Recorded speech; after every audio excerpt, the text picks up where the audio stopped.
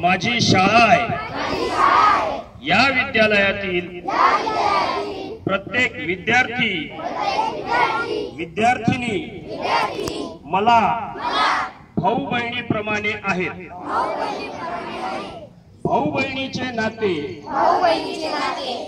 अतिशय पवित्र आहे याची मला जाणीव आहे आणि हे नाते जपणे हे माझे कर्तव्य आहे।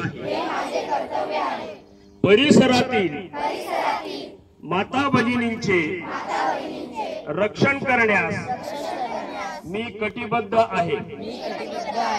भविष्यात देखील स्त्री पुरुष हा भेद मी कधीच करणार नाही। त्याचप्रमाणे समाजातील असहाय्य पीडित दीन नागरिकांना मदत करणे त्यांचा आदर करणे ही माझी जबाबदारी आहे। त्यासाठी मी आयुष्यभर झटेल। जय हिंद।